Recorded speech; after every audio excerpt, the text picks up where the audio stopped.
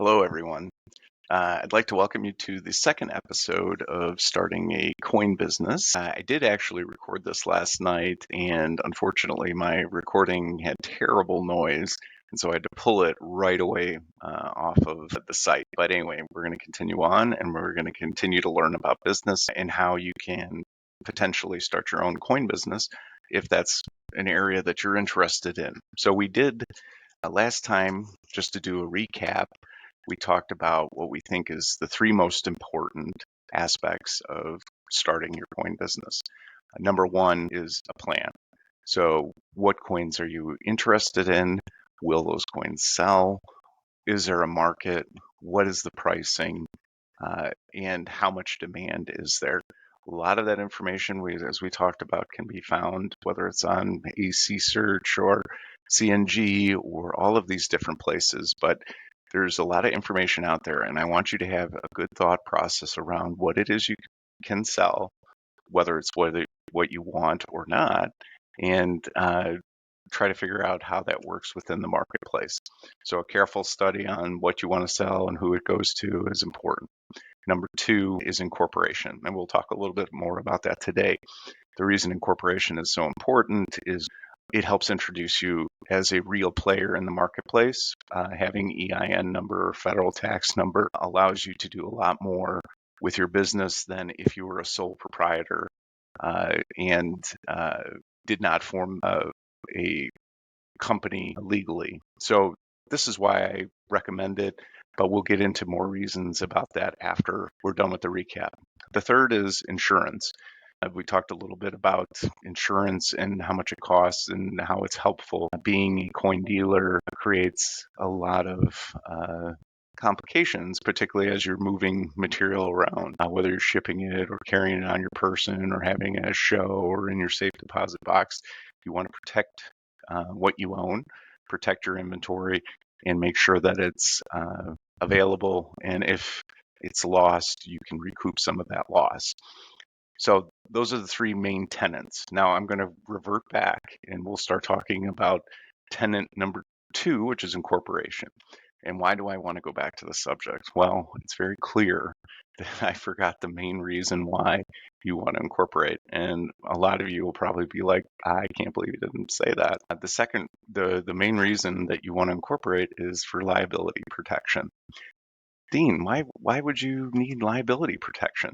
Well, there's a lot of different reasons. One, if you have a brick and mortar, which is not something I have, but if you did, and somebody slipped and fell, or you got to protect yourself against liability. And the reason that you incorporate is because while you may have great credit and have tons of money to spend in a bunch of different places, there are ways that you can lose that, particularly if you're still a personal business. If you have all of your assets or all of your cash tied up in the business and you don't have any free available cash, then you'll start to run late on payments.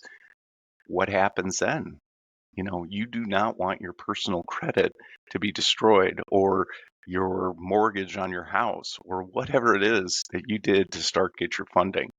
And that's why it's such an important thing. So one of the main areas that I've got questions about is, okay, so I want to incorporate, but can you help walk through some of the different types of businesses? And of course I can. And this is all very easily found information. I'll share it with you. I'm going to use a Forbes article that I'll share in front of you just on the different types. And then, we'll talk about what makes sense in your scenario. So allow me to share my screen here with my, what's it called? High-speed computer here. Let's see here. Okay. So this is just a Forbes.com, Forbes Advisor article, 6 types of business ownership definitions, pros and cons. So this covers everything from sole proprietorship to some of the more complicated higher end business structures that you may not encounter unless you become a tremendous success. So let's start out with sole proprietorship. And so sole proprietorship is essentially an unincorporated business where the entity is owned by a certain single person. The reason why that this is not I would not encourage this is because of the liability, and it's right here at the top. Liability, full liability.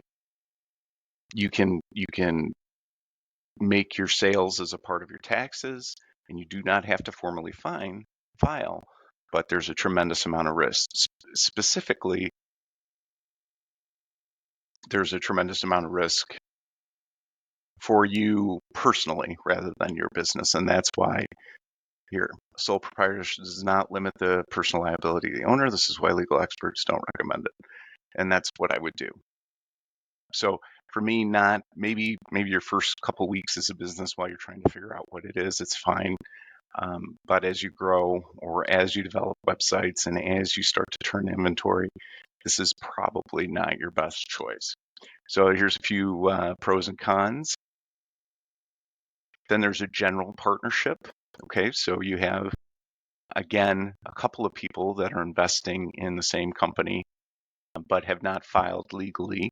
It does give you the same problem that a general partnership does, but it gives you a little bit of time to test the waters and see if you can be good partners in business. And here's your pros and cons. Unlimited liability, no tax benefit. So LLC. So this is where I am, and you'll see it a lot. And it's a great starting point. So an LLC is an actual business that what's it called, takes the liability. And what they call it is that if you have a sole proprietorship, they're able to pierce the corporate veil. This is a term that they use a lot, and go right through to the person and have that debt incurred. But with a limited liability company, that protects you against that. So investments made in the business and everything that's done around it is done in good legal standing, and it allows you to be protected. Now, I did this, filed the state and local, or state and federal, got my licenses. All in was $800. If you go to like LegalZoom, it's probably $80, something cheap. You just have to kind of figure out what to fill out for yourself. I have a lawyer, so he helped me out on that. I just wanted to make sure it was done right, and sometimes I can't be trusted. So anyway, so a lot of pros, and then cons. It does cost. You have to do it, and you have to maintain certain requirements. And then ownership transfer is harder than incorporation. And that's, maybe that's not something that bothers you, but this is my recommendation for you guys that are starting out in business. If you're serious about it, if you're kind of shade tree, that kind of stuff, then sole proprietorship is fine. And then if you're shipping a $200 coin, or if you start to fall behind on payments, but you can cover it yourself, all that kind of stuff, then sole proprietorship is fine. But this is my recommendation to you guys. There's other types of LLCs and LLP.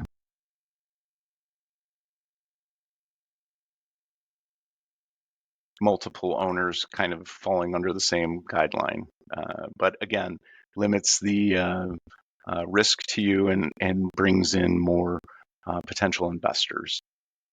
C corporation. This is a bigger corporation, I would say, that you probably would really have to get to a level that's, maybe CNG level or something like that. It's essentially going public, where there's shareholders owners outside of the company. You have to create a board of directors. There's a lot of things that you have to do.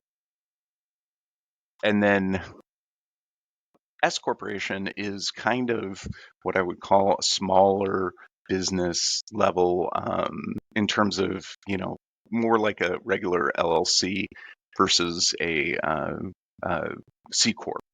So you can only have up to 100 owners. So again, kind of like a group investment, but each person is contributing a certain amount. So you issue out shares based on the value of the company, and then you pay dividends based on earnings. So very similar to a C corporation, but it's also, you're not going to have 10,000 shareholders making decisions where you have shareholder meetings and all that kind of stuff. S corporation's smaller. But again, there's downsides. So here you have kind of all the different types. And so those are the different types. They go on to give you a recommendation. Only you know what's best for your business, but I would tell you that in my personal opinion, a LLC is probably the right way to go for a smaller business. So hopefully that helps explain a little bit. I'm not a person that works at a major bank corporation or something like that where I can get real nitty gritty in the details. I can only give you advice based on what I've learned, and so that would be something that I would give you advice to. So or give advice to you for. So now that we have the three tenets in place with the right reasoning and more description behind it, what does that leave? What's next? Well, so I'm going to say that number 4, just as important as 1, 2, and 3, although I call 1 probably the most important, but the 4th one is money, investing. How do you have cash in the business? Now, a lot of you guys might be like, but Dean, I take the sale of one coin, whatever profit I made or loss, comes back into my bank account, and then I just buy, with that. Well, okay, that's true. And that's a very fiscally minded approach. And you can build profits over time to where you have a large financial holding for the business that you can make moves with. But not everybody has a giant savings or a tremendous amount of money that friends are willing to invest or something like that. Sometimes you have to do this stuff on your own. The stuff that gets complicated is that I'll give you a perfect example. So I just bought a coin from CNG, a Perseus Tetradrach, and I'm very happy with that coin. Well, that coin costs. It's not cheap, but in order to buy that coin at auction, I have to have that money available, whether or not I made the sales. So if I see something that I think that I can make a profit on, or at least break even on, because it draws eyes or whatever that is, you still have to have that free cash. So when people talk about cash is king, all that kind of stuff, you'll start to see it as you start to buy. It becomes more complicated if, let's say, somebody is saying, okay, I'll pay you, but I'll pay you in 5 installments. And again, that's a business decision whether you want to do that or not. But not all instances are perfectly clean where you can take earnings and flip that into a new buy immediately. It just doesn't work out that way. There are going to be times where you have no cash. There's times that you're going to have so much cash you don't know what to do with. But you have to be level. You have to have enough backing to protect yourself. So this is why I want to cover this, because you may find that you reach a certain point where you cannot sustain the business on your own through your own income or through the income of sales. So this is for you guys who need cash outlay.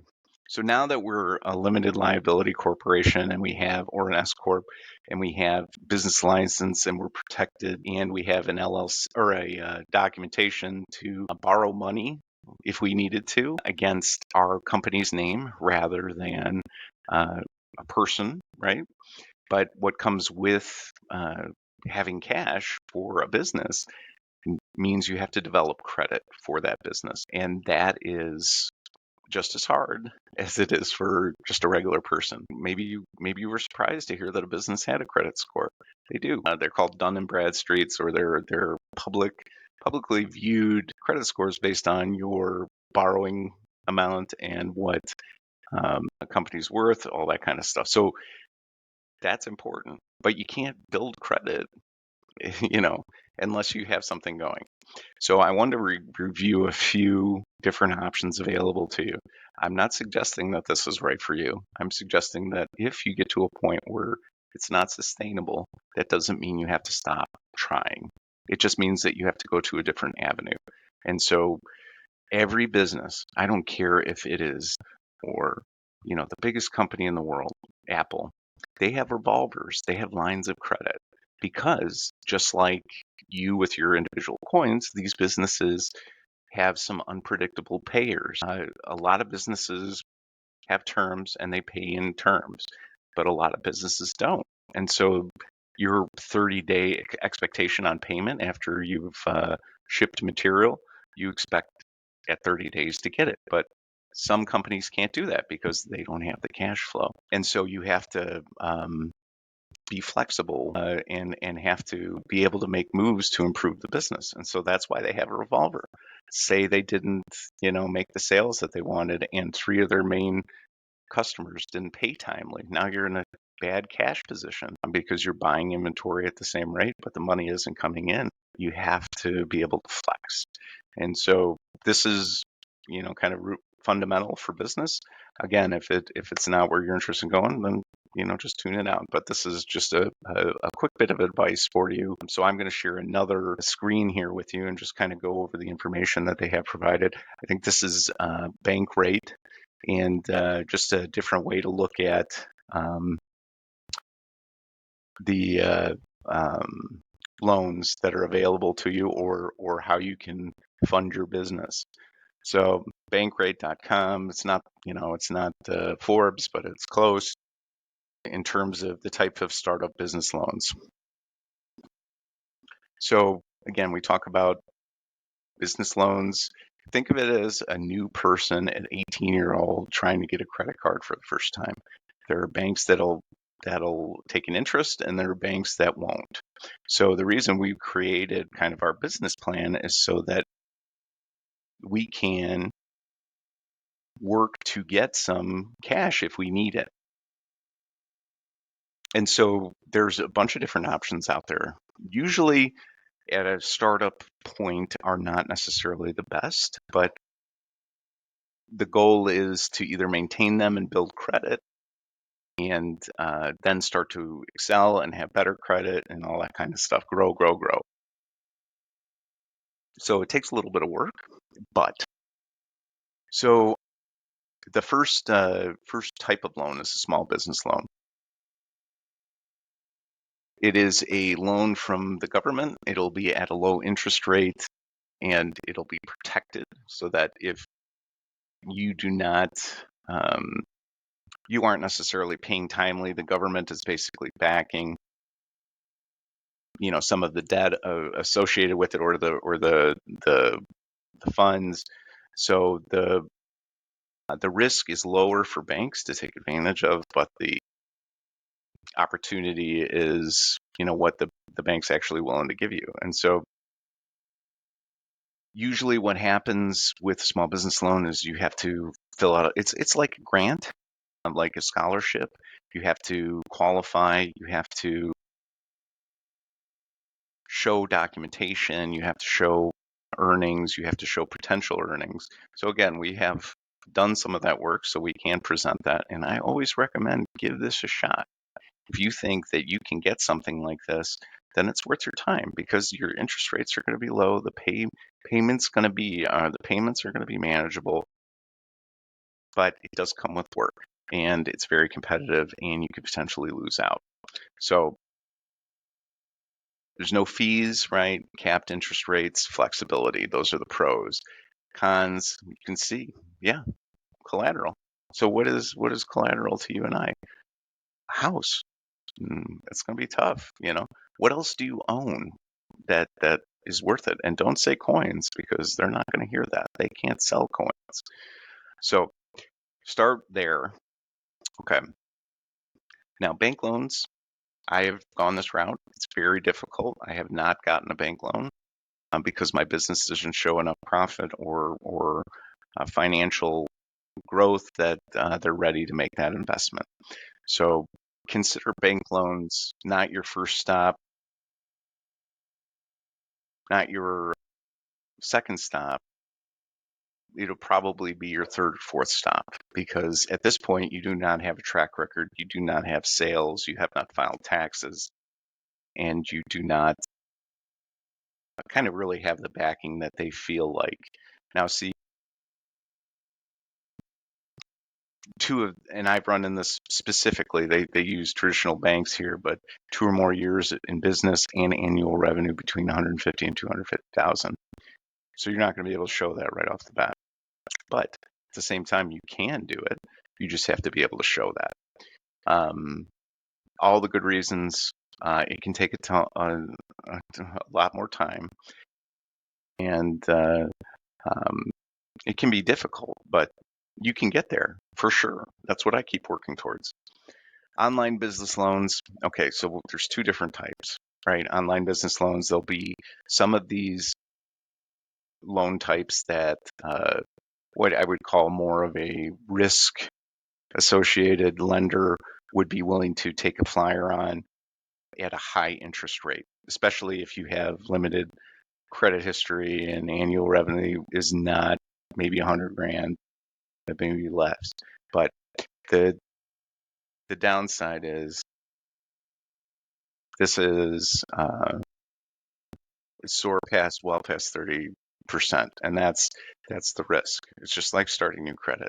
So if you get one of these loans, you are going to want to pay these back as quickly as possible and move on to something that's more stable, or I guess move out. But those are the things that come with kind of these higher risk loans to bank, is that sure, they'll take them, but it'll be a high interest rate. And so interest will be deductible on your business interest expenses, but if you're not profitable,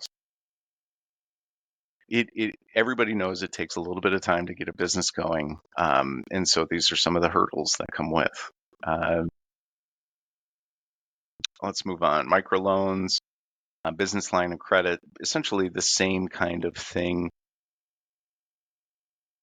They're what's it called? Lines of credit. Revolving credit line. There's a lot of different options. So business line of credit probably falls in the same as our online business loans, high interest rate risk, but it does improve business cash flow. So that's probably more in line with what you'd be used to. So my recommendation is to think very thoroughly about this. There are opportunities for you to get low interest loans for your business after a certain period of time. So will I be willing to take a higher interest rate early on in order to secure the next level loan as I build credit, which you have to. And so that's a decision point. Will I continue to be able to grow? Or am I in the business of late Roman bronzes where even if I have 10,000, I'm not going to need a loan? Well, that's fine. But if you're in the business of Greek tets or gold or something like that, your pocketbook may not be big enough to help you launch and get to the next level. So this is why, this comes up. So we have covered the other reason to incorporate, and we have covered business financing. So these are just quick kind of thought processes around, what'll help you be successful. Not everybody is interested in business, and not everybody is interested in, all the legwork that it takes. But I'm rooting for you. And I do think that if you're really serious about doing this, one, these are helpful hints. And two, certainly reach out to me anytime. I can walk you through. I'm not going to say that I make all the smart business moves. I generally make the wrong business move before I make the right one. But I can tell you how I learned the hard way, and I can give you detail. But really, to me, the future of the coin industry kind of depends on the next generation and whether they're going to be active dealing or active participants or not, and whether or not these coins become stamps or something even further down the collectability scale. But this is my hope, is that we have a new generation of dealers that are very successful and start to kind of take over the market, like Harlan J. Burke or CNG and some of these bigger guys. We should be excited about having the opportunity to sell coins to the public and hopefully get to trade in what we love the most. Anyway, thank you so much for watching, and I will continue to make these. Make sure to like and subscribe, but also leave comments at the end so that we can potentially talk about other things that'll come across your mind. But thank you so much for joining, and we'll talk to you guys soon. Thanks.